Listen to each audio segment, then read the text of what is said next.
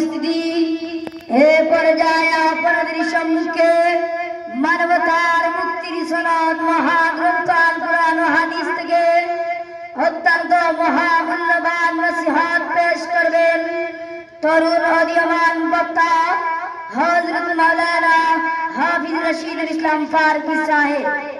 হযরত মাওলানা হাফিজ রশিদুল ইসলাম ফারুকী সাহেব হযরত কে অনার গুরুত্বপূর্ণ আলোচনা পেশ করার জন্য মাহফিল ইনতিজামিয়া কমিটির পক্ষ থেকে সবিনয় অনুরোধ করছি। بعد فقد قال الله تعالى في كلامه المجيد والفرقان الحميد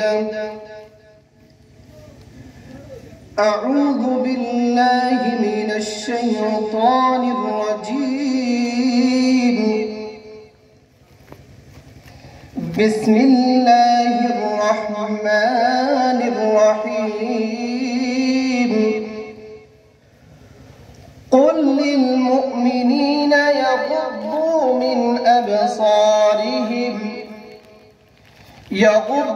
من أبصارهم ويحفظوا فروجهم ذلك أزكى لهم إن الله خبير بما يصنعون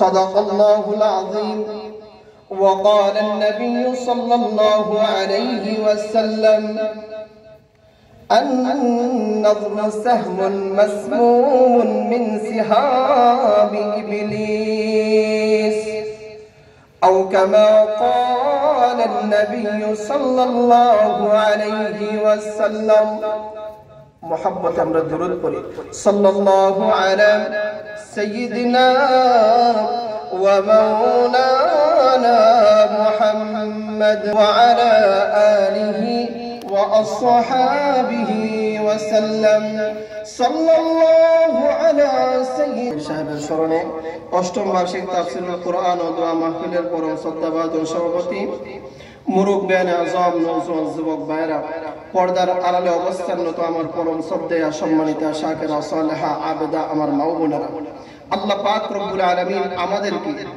এই কনকনে শীতে মহতি মজলিসে এসে বসার তৌফিক দিয়েছেন। আমরা কালিমাতুশ শুকর আদায় করি আলহামদুলিল্লাহ। আমি আপনাদেরকে একটা কথা বলতে চাই, এদিকে আপনারা ব্যতীত হবেন না। বলতে পারি একটু দয়া করে যারা পিছনে আছেন একটু সামনে চলে আসলে ভালো হয়, কারণ মহাব্বত সৃষ্টি হয়, ভ্রাতৃত্ববোধ পয়দা হয় আর পরস্পরে আন্তরিকতা বাড়ে, ঠিক কি না? অতএব আমরা একটু সামনে বাড়ি।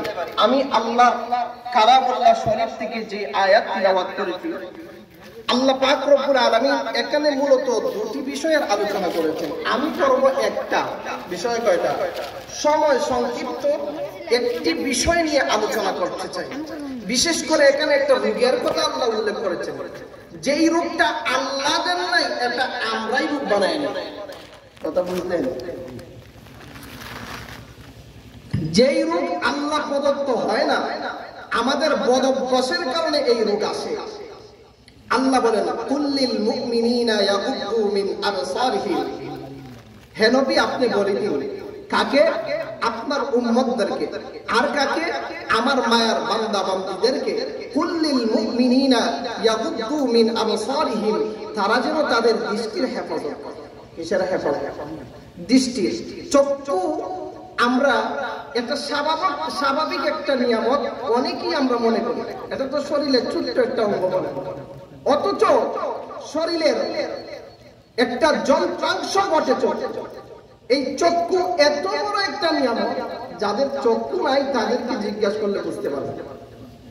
চক্ষু এত বড় একটা নিয়ামত, যাদের চোখে আলো নাই তাদেরকে জিজ্ঞাসিত করলে বুঝতে পারবে চক্ষু যে কত বড় একটা নিয়ামত। শরীয়তের দৃষ্টিতে তাকে কুদৃষ্টি বলে অবহিত করা হয়। আমরা কুদৃষ্টি দেই না, সমাজে মনে হয় এমন মানুষ নাই না? আছে, আছে। আজকাল সমাজের মধ্যে ব্যাপক বিস্তৃত আলেম বলেন, জাহেল বলেন, শিক্ষিত বলেন, অশিক্ষিত বলেন, নামাজি বলেন, বেনামাজি বলেন, ভদ্র বলেন অভদ্র বলেন, নেতা বলেন নেতাবিহীন বলেন, এমনকি আল্লাহওয়ালাদের সহচর প্রাপ্ত ব্যক্তিরাও যারা আছে তারাও দৃষ্টির হেফাজত থেকে মুক্ত নয়। কথা বলেন ঠিক না? তারাও দৃষ্টির হেফাজত থেকে মুক্ত নয়। চৌকের গুনাহ প্রতিনিয়ত আমাদের হচ্ছে। আজকাল তো দেখলাম সমাজের মধ্যে খুবই একটা খেলার সমাগম হচ্ছে, খেলা হচ্ছে খুব বেশি। ফুটবল বলেন, মিনিবার, এরপরে নাইট মিনিবার, অনেক কিছুর খেলাধুলা হচ্ছে। আমরা যারা খেললাম আর চক্ষু দিয়ে যারা খেলা দেখলাম, এটা আমাদের গুনাহ হইতেছে কিনা? আমাদের গুনাহ হচ্ছে কিনা? অবশ্যই আমাদের গুনাহ হচ্ছে। আর সমাজের অবস্থা তো এমন, ঘর থেকে বাহির হলেই দৃষ্টির হেফাজত করা দুষ্কর হয়ে পড়ে। বেগানা মহিলাদেরকে দেখতে হয়, বেপরদা মহিলাদেরকে দেখতে হয়, কি দৃষ্টি সম্ভার সাজিয়ে রাখা হয়েছে, তাকিয়েই দেখতে হয়। চক্ষুকে হেফাজত রাখা যায় না। আর কুদৃষ্টি বলা হয় গায়ের মাহরাম বেগানা মহিলাদের দিকে দৃষ্টি দেওয়া, যমুনাবতী নিয়ে, অথবা গুনার দিকে তাকানো, হারামের দিকে তাকানো, এটাকে কুদৃষ্টি বলা হয়। কুল্লিল মুমিনিন ইয়াগুদ্দু মিন আবসারিহিম, আল্লাহ বলেন হাবিব আপনার উম্মতদেরকে জানায় দিন। আর কাকে হাবিব? আমার বান্দাদেরকে জানায় দিন। ইয়াগুদ্দু মিন আবসারিহিম, তারা যেন তাদের দৃষ্টির হেফাজত করে, দৃষ্টিকে যেন অবনত রাখে, নিচের দিকে যেন রাখে। হাবিব আপনার উম্মতদেরকে সতর্কবাণী দিয়ে দিন, তারা যেন তাদের দৃষ্টির হেফাজত করে। আমরা চক্ষুকে ছোট্ট একটা নিয়ামত মনে করতেছি, শরীরের ছোট্ট একটা অংশ মনে করতেছি, অথচ চক্ষু এত বড় একটা নিয়ামত। চক্ষু এত বড় একটা নিয়ামত। আল্লামা তাকি উসমানী হাফিজাহুল্লাহ উনি বলেন, আল্লামা তাকি উসমানী হাফিজাহুল্লাহ উনি বলেন, অন্ধকারে গেলে দৃষ্টি প্রসারিত হয়, আর আলোতে আসলে চৌকের দৃষ্টি সংকোচন হয়, অর্থাৎ একটু কমে যায়। আল্লামা তাকি উসমানী হাফিজাহুল্লাহ উনি বলেন, মানুষ যখন আলো থেকে অন্ধকারে আয় আর অন্ধকার থেকে যখন আলোতে যায়, তাদের এই সংকোচন এবং প্রসারণের বিষয়টি করে। মুহূর্তের এই সংকোচন ও প্রসারণের প্রক্রিয়াটির মধ্যে মুহূর্তে বলতে আমরা 1 মিনিট বুঝি, 1 পলক বুঝি, 1 সেকেন্ড ধরতে পারি, এর থেকে কম ধরতে পারি। মুহূর্তের মধ্যে চোখের স্নায়ুগুলো 7 মাইল দূরত্ব অতিক্রম করে। সুবহানাল্লাহ, সুবহানাল্লাহ বলবেন না? 7 মাইলের দূরত্ব অতিক্রম করে চোখের স্নায়ুগুলো। পলকে 7 মাইল, কেমন নিয়ামত আল্লাহ দিয়েছে! চক্ষু বড় একটা নিয়ামত। এই নিয়ামতের হেফাজত করার দায়িত্ব কার?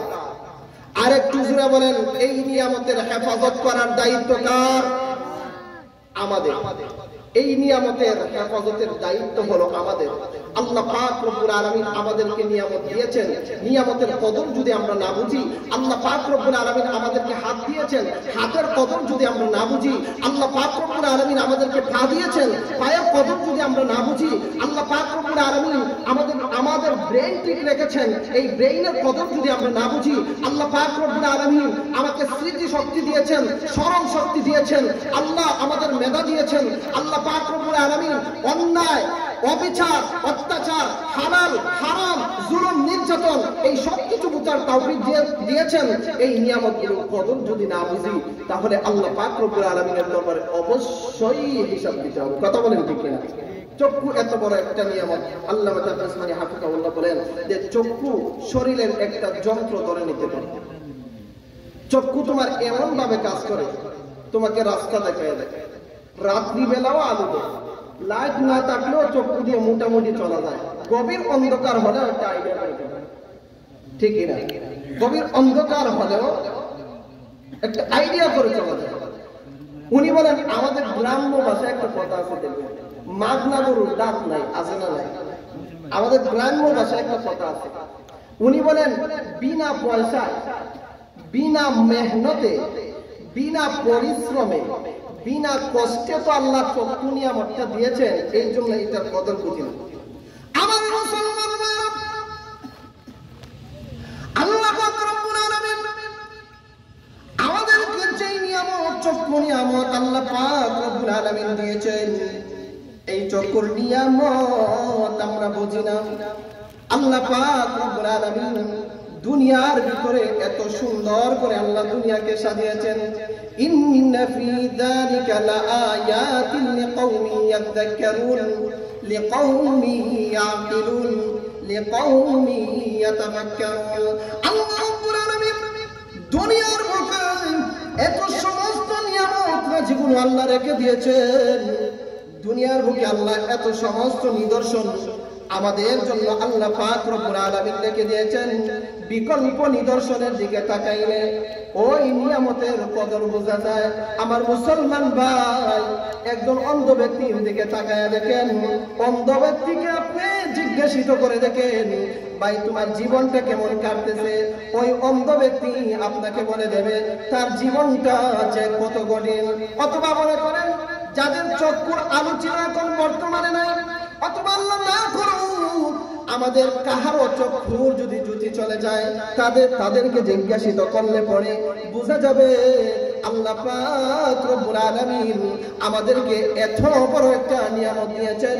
আমাদের শরীরের অঙ্গের মধ্যে যদি অঙ্গটা দেখতে ছোট হয়, আল্লাহ রাব্বুল আলামিন আমাদেরকে নিয়ামত দিয়েছেন, এত মূল্যবান একটা নিয়ামত দিয়েছেন, এত গুরুত্বপূর্ণ একটা নিয়ামত দিয়েছেন। চক্ষু যদি না হয়, চৌকের আলো যদি চলে যায়, অথবা তার যদি টেম্পার না থাকে, চৌকের পাওয়ার যদি চলে যায়, ঘর থেকে বাহির হয়ে সুফি শাহ রহমতুল্লাহ পীর সাহেবের সনদের মাহফিলে আসাও অনেক বড় কঠিন হয়ে যাবে। এই জন্য চক্ষু এত বড় একটা নিয়ামত। এই রহমতুল্লাহ পীর সাহেবের স্মরণের মাহফিলে চক্ষু যদি না থাকে, আসাটা বড় কঠিন হয়ে যাবে। ভাইকে বলতে হবে বাইরে মাহফিলে আমাকে নিয়ে যা, ছেলেকে বলতে হবে বাবা আমাকে একটু নিয়ে যা। আপনি যখন বারবার তাকে ত্যক্ত করবেন, বারবার তাকে বলবেন, হঠাৎ দেখবেন আর পারতাম না। কথা বলেন ঠিক কিনা? আছে না নাই? কম না বেশি? মানুষের বিরক্তি বোধ আসবে। অতএব দাঁত থাকতে পানি চাবায় খাওয়ার দরকার, এটাও একটা গ্রাম্য ভাষা। আমাদের নিয়ামত থাকতে নিয়ামতের কদর বুঝার দরকার, নিয়ামতের কদর বুঝার দরকার। এই নিয়ামত গুলোর হেফাজত করার দরকার, যেটাই লাগানোর দরকার সেটাই নিয়ামত গুলো ব্যবহার করার দরকার, দৃষ্টি শক্তির সঠিক ব্যবহার করা দরকার। আল্লাহ রাসূল সাল্লাল্লাহু আলাইহি ওয়াসাল্লাম হাদিসের মধ্যে বলেন, এই দৃষ্টি শক্তিকে সঠিকভাবে ব্যবহার যারা করবে, আল্লাহ পাক তাদেরকে এর বদৌলতে অধিক পরিমাণে সওয়াব দান করবে। সুবহানাল্লাহ। আল্লাহ পাক এর বদৌলতে অধিক পরিমাণে তাকে সওয়াব দান করবে। যেমন মনে করেন আল্লাহ নবী বিশ্বনবী হাদিসের মধ্যে বলেছেন, আল্লাহ নবী বলেন, হে আমার উম্মতেরা, তোমরা তোমাদের মা বাবার দিকে মহব্বতের নজরে যদি তাকাও, মহব্বতের নজরে যদি তুমি তোমার মা বাবার দিকে তাকাও, আল্লাহ পাক রব্বুল আলামিন এক হজ এবং এক উমরার সওয়াব আল্লাহ রব্বুল আলামিন তোমাদের আমলনামায় দান করে দেবেন। আল্লাহ নবী বিশ্বনবী বলেন, আমার উম্মতেরা শুধু তাআলা তোমরা ঘরের ভিতরে গিয়া তোমরা তোমাদের স্ত্রীর দিকে যদি মহব্বতের নজরে তাকাও, ঘরের মধ্যে গেলে পরে মহব্বতের নজরে স্ত্রীর দিকে তাকাইবে তো দূরের কথা, আরো কত ধরনের বকাতে দিবে স্ত্রী ডরাইতে ডরাইতে শেষ আছে না নাই? স্ত্রীর দিকে মহব্বতের নজরে তাকাও, আল্লাহ নবী বলেন, এবং ওই মহিলাদেরকে তোমরা যদি তোমাদের স্বামীর দিকে মহব্বতের নজরে তাকাও, আল্লাহ নবী বিশ্বনবী হাদিসের মধ্যে বলেছেন, আল্লাহ পাক রব্বুল আলামিন তাদের নজরের মধ্যে রহমত আল্লাহ নিক্ষেপ করে দেবে। সুবহানাল্লাহ। তো দৃষ্টি শক্তির সঠিক ব্যবহার করা দরকার। মা বাবার দিকে মহব্বতের নজরে তাকাইতো, রাত্রি বেলা মিনি বারের দিকে তাকাইতো। কথা বলেন ঠিক কিনা? স্ত্রীর দিকে মহব্বতের নজরে তাকাইতো, অপর মহিলাদের দিকে মহব্বতের নজরে তাকায়। আছে না না? কথা বলেন ঠিক কিনা? আল্লাহর কোরআনের দিকে তাকাইয়া আলিফ লাম থেকে শুরু করে নিয়ে মিনাল জিন্নাতি ওয়ান নাস পর্যন্ত তিলাওয়াত করবে আর তাকাইবে, আল্লাহ পাক প্রতি হরফে আল্লাহ নেকি দান করবেন। এইটা তার ভালো লাগে। আছে না? এই কাজ ভালো লাগে। এই কাজ হলে শয়তানের কাজ। এই কাজে কি ধোঁকা দেয়? শয়তানে ধোঁকা দেয়। আল্লাহ রাসূল সাল্লাল্লাহু আলাইহি ওয়াসাল্লামের যে হাদিসটি আমি পড়েছিলাম, আন-নাযরু সাহমুন মাসমুমুন মিন সিহামি ইবলিস, আমাদের চক্ষু দিয়ে শয়তান আমাদেরকে ব্যবহার করতেছে। আল্লাহ রাসূল বলেন শয়তান নজরের তুনিরের একটা বিষাক্ত তীর, এই নজর তুনিরের একটা বিষাক্ত তীরের মতো শয়তান ব্যবহার করে। এই নজর ব্যবহার করে আমাদেরকে দিয়া গুনার কাজ করাইয়া আমাদেরকে দিয়া এই লাভ লস সব কিছু আদায় করে শয়তানে। আমাদেরকে গুনার কাজ করাইতে করাইতে আমাদেরকে গায়েল করে, আর আমাদের অন্তরকে, আমাদের কলবকে, আর আমাদের এই অন্তরাত্মাকে এত নষ্ট করে মস্তিষ্কে যার মন চায় না। কথা বলেন ঠিক না? মসজিদে যাইতে আর ভালো লাগে না, এত নষ্ট করে। আল্লামা তাকি উসমানী হাফিজাহুল্লাহ বলেন মানুষের অঙ্গের মধ্যে সবচাইতে ভয়াবহ অঙ্গ আমার কাছে মনে হয় চক্ষু। কারণ চক্ষু দিয়ে আপনি সবকিছু করতে পারেন। অশ্লীল ভিডিওর দিকে তাকাতে পারেন, অথবা আল্লাহর কুরআনের দিকে তাকাতে পারেন, একজন স্ত্রীর দিকে মহব্বতের নজরে তাকাতে পারেন, অথবা বেগানা মহিলার দিকে আপনি তাকাতে পারেন। চক্ষু দিয়ে এই মরহুম সুফি শাহ রহমাতুল্লাহ পীর সাহেবের মাহফিলে এসে আলোচকদের দিকে তাকিয়ে আপনি কুরআন অথবা হাদিসের আলোচনা শুনতে পারেন, অথবা চক্ষু দিয়ে আপনি ফুটবল, এরপরে মনে করেন বড় বড় ধরনের খেলা, নানান গান বাজনা, অশ্লীল বেহায়াপনা, নির্লজ্জ কাজের দিকে তাকাতে পারেন। কথা বলেন ঠিক না? অতএব আমাদের এই দৃষ্টির হেফাজত, আমাদের নিয়ামতের কদর আমাদের কি বুঝতে হবে? আমাদের নিয়ামতের কদর আমাদের কি বুঝতে হবে? ডাক্তার আব্দুল হাই আল আরিফি রাহমাতুল্লাহি আলাইহি উনি বলেন শয়তানকে যখন আল্লাহ জান্নাত থেকে বাহির করে দিলেন, শয়তান বলল আল্লাহ কিয়ামত পর্যন্ত আমাকে অবকাশ দিন। আল্লাহ বললেন যা তোকে দিলাম। শয়তান ভঙ্গ করে তখন বলেছিল আয় আল্লাহ তোমার বান্দাদেরকে আমি পথ নষ্ট করব। এই কথাটা আল্লাহ কোরআনে বলেছেন, সুম্মা লাআতিয়ান্নাহুম মিন বাইনি আইদিহিম ওয়া মিন খালফিহিম ওয়া আন আইমানিহিম ওয়া আন শামাইলিহিম ওয়া লা তাজিদু আকসারাহুম শাকিরিন।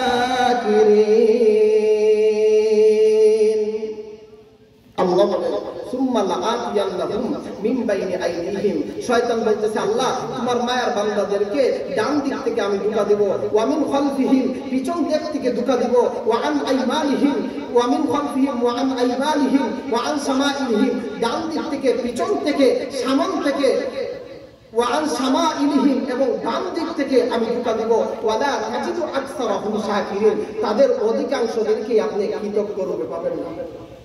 আমার মুসলমান আল্লাহ পাক রব্বুল আলামিন আল্লাহর সাথে শয়তান এই আয়াতের ভিতরে চ্যালেঞ্জ করেছে আল্লাহ তোমার মায়ের বান্দাদেরকে সুম্মা লাআতিয়ান্নাহুম মিন বাইনি আইদিহিম ওয়া মিন খালফিহিম সামন থেকে, পিছন থেকে, ওয়া আন আইমানিহিম ডান দিক থেকে, ওয়া আন শামাইলিহিম বাম দিক থেকে ধোঁকা দেব, ওয়া লা তাজিদু আকসারাহুম শাকিরিন অধিকাংশদেরকে আপনি কৃতজ্ঞতার মধ্যে পাবেন না। আল্লাহ পাক রব্বুল আলামিন ওই আয়াতের ভিতরে শয়তান উল্লেখ করেছে আল্লাহ সামন থেকে, পিছন থেকে, ডান দিক থেকে, বাম দিক থেকে আমি ধোঁকা দেওয়া শুরু করব। কিন্তু দেখেন ওই আয়াতের ভিতরে উল্লেখ নাই উপরের দিক আর নিচের দিক। উল্লেখ আছে আয়াতের ভিতরে উপরের দিক আর নিচের দিক উল্লেখ নাই। ডাক্তার আব্দুল হাই আল আরিফি রাহমাতুল্লাহি আলাইহি উনি বলেন অতএব তোমাদের জন্য নিরাপদ হলো উপরের দিকে তাকাইয়া অথবা নিচের দিকে তাকাইয়া হাঁটা। আবার আসলে আমার মুসলমান ভাইরা উপরের দিকে তাকাইলে, উপরের দিকে তাকাইয়া রাস্তার দিকে যদি হাঁটে বুঝকে পরেও যেতে পারে। এই জন্য মুফাসসিরিনে কেরাম তাফসীরের কিতাবের মধ্যে দেখেন তুমি যদি তোমার চক্ষুকে হেফাজত করতে চাও, তুমি যদি তোমার দৃষ্টিকে হেফাজত করতে চাও, গুনার কাজ থেকে বাঁচাতে চাও, তাহলে নিচের দিকে তাকাইয়া তাকাইয়া আল্লাহ পাক রব্বুল আলামিনের ফিকির করে করে, তাসবিহ পড়ে পড়ে, প্রয়োজনের অতিরিক্ত কথা না বলে নিচের দিকে তাকাইয়া তাকাইয়া চলো, দেখবা আল্লাহ পাক রব্বুল আলামিন তোমার দৃষ্টিকে আল্লাহ হেফাজত করে দেবে আর তোমার দ্বারা গুনাহ সংগঠিত হবে না। অতএব আমরা ওই আয়াত থেকে আমরা বুঝলাম চলার পথ হইল নিচের দিকে তাকাইয়া। চলার পথ কি? নিচের দিকে তাকাইয়া। আমরা আমাদের চক্ষু দিয়ে কোন দিকে তাকাবো? নিচের দিকে না উপরের দিকে? আমরা আমাদের চলার পথ নিচের দিকে তাকাইয়া আল্লাহর জিকির এবং ফিকির আমাদের মধ্যে থাকবে এবং আল্লাহ পাক রব্বুল আলামিনের ধ্যান আমাদের মধ্যে থাকবে, আল্লাহর জিকির থাকবে, আল্লাহর শুকর থাকবে। আর প্রয়োজন যদি হয় আমরা কথা বলবো, প্রয়োজনের অতিরিক্ত কথা বলবো না ইনশাআল্লাহ। আমাদের চক্ষুর হেফাজত করার দরকার। কুল্লিল মুমিনিন ইয়াকুদ্দু মিন আবসারিহিম, আল্লাহ বলেন হাবিব তোমার উম্মতদেরকে জানায়া দাও ইয়াকুদ্দু মিন আবসারিহিম, তারা যেন তাদের দৃষ্টির হেফাজত করে। আজকে দেখেন আমাদের চক্ষু দিয়ে কত সমস্ত গুনাহ হচ্ছে, কি যে গুনাহ করতেছি। যুবক ভাইদেরকে বিশেষ করে দৃষ্টি আকর্ষণ করে বলতেছি, আমিও একজন যুবক, সারা রাত্রি ফেসবুকের দিকে আমরা তাকিয়ে থাকি, সারা রাত্রি ইউটিউবের দিকে আমরা তাকিয়ে থাকি, কিন্তু দেখেন কিছু না কিছু তো গুনাহ হয়। অশ্লীল ভিডিও, এরপরে নির্লজ্জ ভিডিও, এইগুলো তো কিছু না কিছু আমাদের চোখে পড়েই। অতএব এইগুলো সীমিত আনার দরকার। গুনার কাজ সীমিত আস্তে আস্তে কমায় আনার দরকার। আস্তে আস্তে দেখবেন অটোমেটিকলি গুনাহ কমে গেছে। আপনি যখন এই চেষ্টায় থাকবেন আস্তে আস্তে দেখবেন আপনার দ্বারা এই গুনার কাজ আর হচ্ছে না। এবার আসেন আমরা বিশেষ করে দুইটা কাজকে বিশেষ করে পালন করব। কয়টা কাজ? দুটি কাজ করতে হবে। দৃষ্টি শক্তির হেফাজত যদি রাখতে হয় দুটি কাজ। আজকের সবক মনে করেন দুটি কাজ। কয়টি কাজ? দুটি কাজ। এক নাম্বার হইল হিম্মত। এক নাম্বার হিম্মত। হিম্মত বলতে আমাদের যে সামর্থ্য আছে এই সামর্থ্য বের করা। আমাদের যে সামর্থ্য আছে এই সামর্থ্য বের করা এক নাম্বার হিম্মত। দ্বিতীয় নাম্বার হইল আল্লাহর দিকে তাওয়াজ্জু হয়ে যাওয়া। দ্বিতীয় নাম্বার কি? আল্লাহর দিকে তাওয়াজ্জু হয়ে যাওয়া। হিম্মত দ্বারা উদ্দেশ্য হলো নিজের সর্বোচ্চ চেষ্টা ব্যবহার করা। হিম্মত দ্বারা উদ্দেশ্য নিজের সর্বোচ্চ চেষ্টা ব্যবহার করা।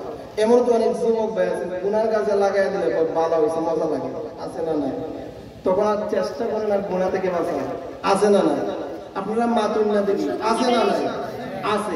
আল্লাহর দিকে তাওয়াজ্জু হওয়া এর অর্থ হলো চেষ্টা করার পর আপনার যদি আর কোন রাস্তা না থাকে আল্লাহর কাছে সাহায্য চাওয়া। আল্লাহর কাছে কি করা? সাহায্য চাওয়া। আমরা হিম্মত করবো তো ইনশাআল্লাহ।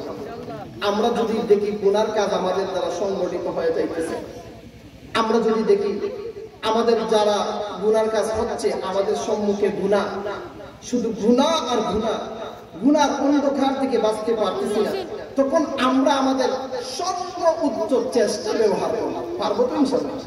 আমরা আমাদের সর্বোচ্চ চেষ্টা ব্যবহার করব। এরপরে বলবো আল্লাহ তুমি ছাড়া আমার আর কেউ। আর একটু আওয়াজ দেবেন আল্লাহ তুমি ছাড়া আমার আর কেউ। আল্লাহর নামটা একটু আওয়াজ দিয়ে বলি আল্লাহ। আরো জোরে আওয়াজ দিয়ে বলেন আল্লাহ।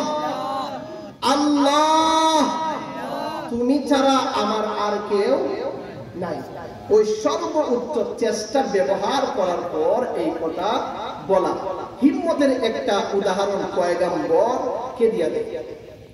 ইউসুফ আলাইহিস সালাতু ওয়াস সালামের নাম শুনে নাই এমন আলিম গায়রে আলিম বলেন খুব কম আছে। কথা বলেন ঠিক কি? ইউসুফ আলাইহিস সালাতু ওয়াস সালামের নাম শুনে নাই এমন আলিম গায়রে আলিম সমাজে খুবই কম আছে। শুনছে তো সমাজের মধ্যে দেখবেন অনেকে বলে তো প্রেম করেছেন ইউসুফ নবী। নাউযুবিল্লাহি মিন যালিক বলবেন না? নাউযুবিল্লাহি মিন। আল্লাহর পয়গম্বর ইউসুফ আলাইহিস সালাম একমাত্র আল্লাহর সঙ্গে প্রেম করেছেন, অশ্লীল অনাচার কোনো প্রেম করেন নাই। কথা বলেন ঠিক কিনা? এই কথা যারা বলবে অবশ্যই তাদের গুনাহ হবে। কথা বলেন ঠিক কিনা? ইউসুফ আলাইহিস সালাতু ওয়াস সালাম গড়ে জুলাইখার রাজপ্রাসাদের সমস্ত দরজা জানালা যখন লাগায় তখন আল্লাহর পয়গম্বর ইউসুফ আলাইহিস সালাতু ওয়াস সালামকে জুলাইখা গুনার দিকে আহ্বান। কিসের দিকে? গুনার দিকে আহ্বান। চতুর্দিকে দেয়া। কোন দিকে উনি বাহির হয়? চতুর্দিকে, চতুর্দিকেই দেয়া। কোন দিকে উনি বাহির হয়? তো ইউসুফ আলাইহিস সালাতু ওয়াস সালামের ভিতরে জাগ্রত হলো যে আমি আমার সামর্থ্য চেষ্টাকে ব্যবহার করতে হবে, আমি আমার সামর্থ্য চেষ্টাকে ব্যবহার করতে হবে। ইউসুফ আলাইহিস সালাতু ওয়াস সালামের চেষ্টা ছিল দরজা পর্যন্ত দৌড় দিয়ে যাওয়া, দরজা পর্যন্ত দৌড় দিয়ে যাওয়া। আল্লাহ পয়গম্বর ইউসুফ আলাইহিস সালাতু ওয়াস সালাম, আল্লাহ পয়গম্বর ইউসুফ আলাইহিস সালাতু ওয়াস সালামকে দেয়ালের ভিতরে সমস্ত দরজাগুলো জুলাইখা যখন লাগায় দিল, এবার জুলাইখা আল্লাহর পয়গম্বর ইউসুফ আলাইহিস সালাতু ওয়াস সালামকে গুনার দিকে আহ্বান করলেন। তিনি তো পয়গম্বর, তিনি কিভাবে গুনাহ করবেন? ইউসুফ আলাইহিস সালাতু ওয়াস সালাম, আল্লাহর পয়গম্বর ইউসুফ আলাইহিস সালাতু ওয়াস সালাম জুলাইখা যখন তার ঘরের সমস্ত দরজাগুলো লাগিয়ে দিল, আল্লাহর পয়গম্বর ইউসুফ আলাইহিস সালাতু ওয়াস সালাম দরজা পর্যন্ত দৌড় দিয়ে গেলেন। দরজা পর্যন্ত দৌড় দিয়ে যাওয়ার পরে আল্লাহর পয়গম্বর ইউসুফ আলাইহিস সালাতু ওয়াস সালাম বললেন, আল্লাহ গো, আমার সাধ্যের বাহিরে চলে গেছে, আমার আর সামর্থ্য নাই, দরজা পর্যন্তই আমার সামর্থ্য ছিল। আল্লাহ পাক রব্বুল আলামিন দরজা পর্যন্ত আমি আসলাম, ও আল্লাহ, আমি আমার চেষ্টাকে ব্যবহার করেছি, আমি আমার সামর্থ্য সর্বোচ্চ ব্যবহার করেছি। আল্লাহ, এবার জুলাইখার কবল থেকে আমাকে বাঁচাও, অর্থাৎ আমার দৃষ্টির হেফাজতকে আপনি হেফাজত করেন। আল্লাহ পাক রব্বুল আলামিন আল্লাহর পয়গম্বর ইউসুফ আলাইহিস সালাতু ওয়াস সালামের জন্য এই ঘরের ভিতরে সমস্ত দরজাগুলো ঠাস ঠাস করে খুলে গিয়েছে। সুবহানাল্লাহ বলবেন না? আল্লাহ পয়গম্বর ইউসুফ আলাইহিস সালাতু ওয়াস সালাম ঘরের দরজা থেকে ঘরের দরজাগুলো টাস টাস করে যখন খুলে যায়, আল্লাহর পয়গম্বর ইউসুফ আলাইহিস সালাতু ওয়াস সালাম ঘর থেকে বাহির হয়ে যান। ঘর থেকে বাহির হওয়ার পরে এমনই ভাবে আল্লাহ পাক রব্বুল আলামিন আল্লাহর পয়গম্বর ইউসুফ আলাইহিস সালাতু ওয়াস সালামকে এই দৃষ্টির গুনাহ থেকে, জুলাইখার অপবাদ থেকে আর জুলাইখার কবল থেকে, এমন বড় একটা গুনাহ থেকে আল্লাহ মুক্তি দিয়েছেন। এবার লক্ষ্য করেন আমার মুসলমান ভাইরা, আল্লাহর পয়গম্বর ইউসুফ আলাইহিস সালাতু ওয়াস সালাম উনি ওনার হিম্মতকে ঠিকই উনি ব্যবহার করেছেন। আল্লাহর পয়গম্বর উনি ওনার চেষ্টাকে ব্যবহার করেছেন। আল্লাহর পয়গম্বর ইউসুফ আলাইহিস সালাতু ওয়াস সালাম উনি ওনার সামর্থ্যকে উনি ব্যবহার করেছেন, দরজা পর্যন্ত দৌড় দিয়ে গিয়েছেন।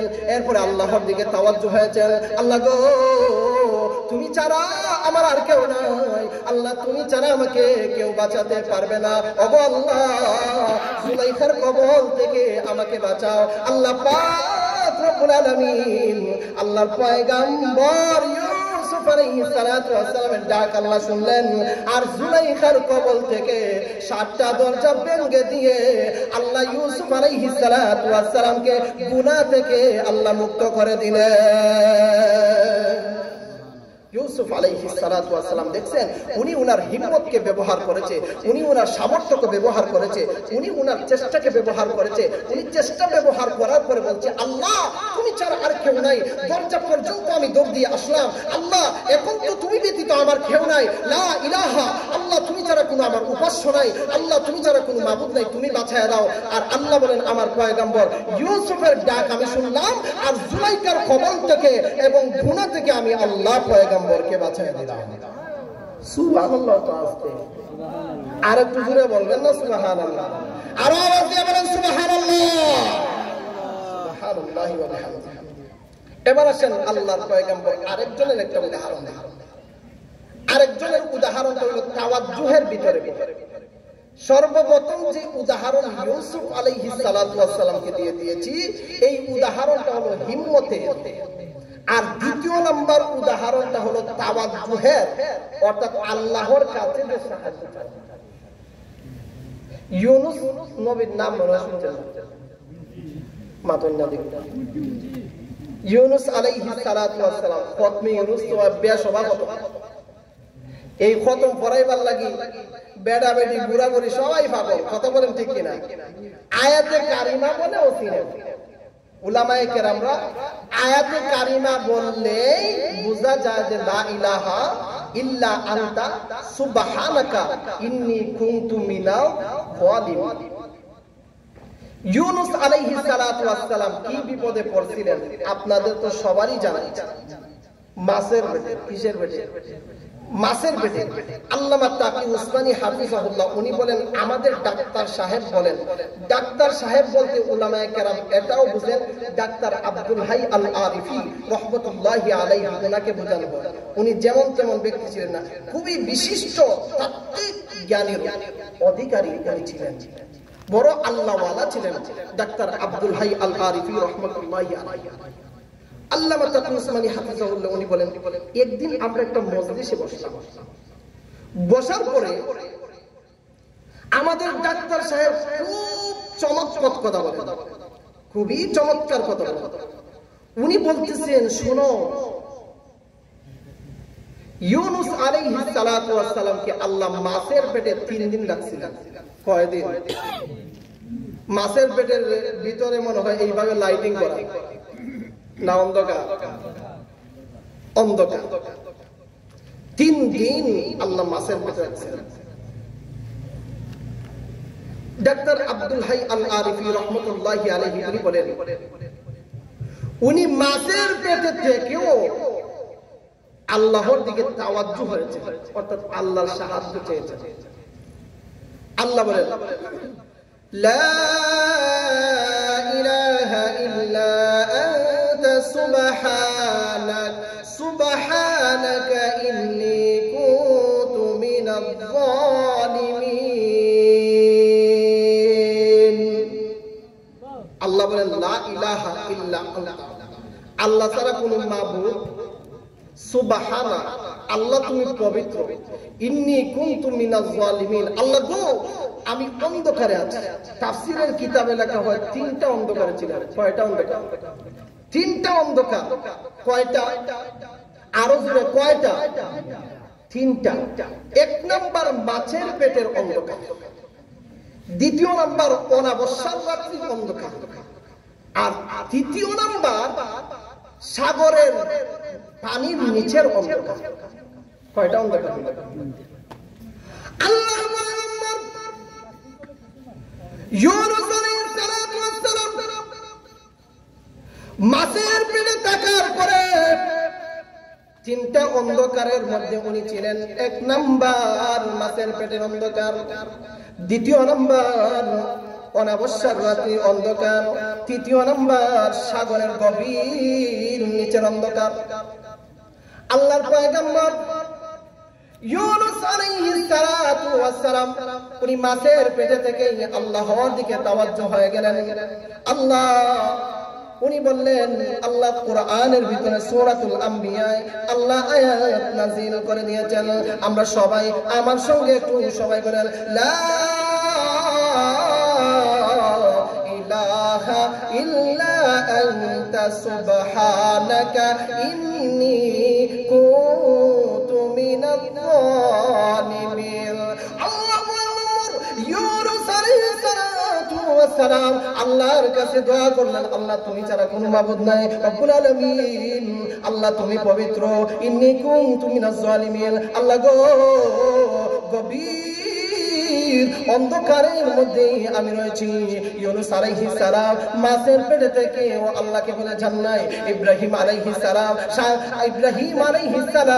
নমরুদ আগুনের মধ্যে ফেলে দিয়েছে, আল্লাহকে বলে জান্নাই। আল্লাহর পয়গম্বর মূসা আলাইহিস সালাম কে সাগরের মধ্যে ভাসিয়ে দেওয়া হয়েছে, আল্লাহকে বলে জান্নাই। পয়গম্বরেরা আল্লাহ পাক আলামিনকে বলে জান্নাই।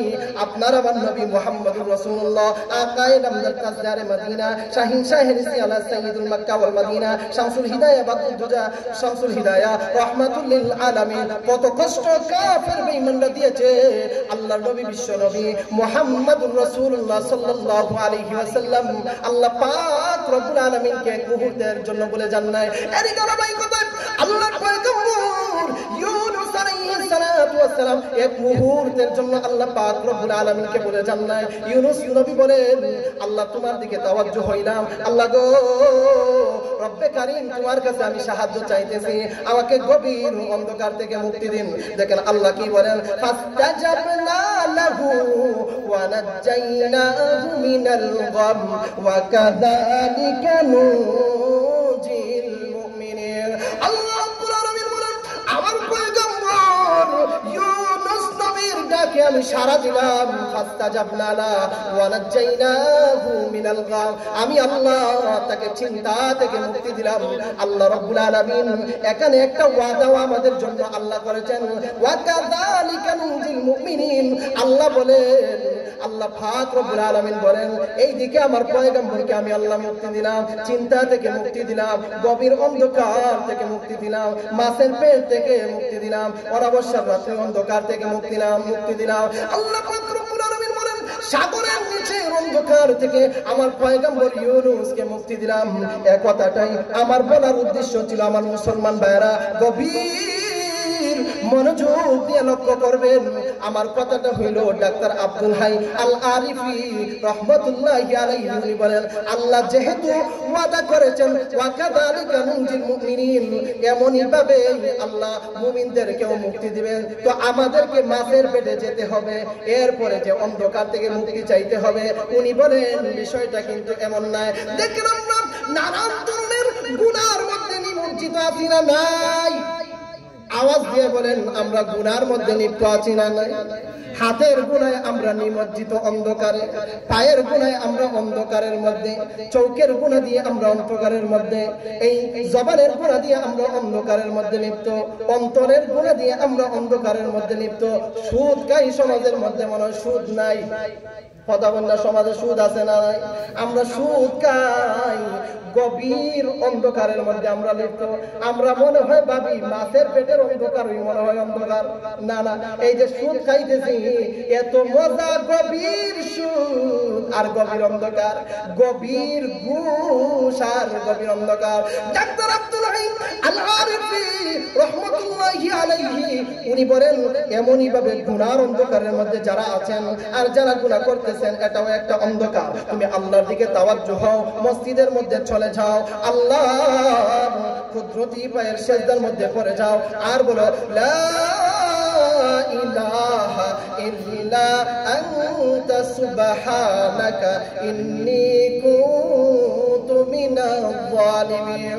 আল্লাহ রাব্বুল আলামিন আপনার পয়গম্বর ইউনূস নবীকে আল্লাহ তুমি মাছের পেট থেকে তুমি মুক্তি দিয়েছো।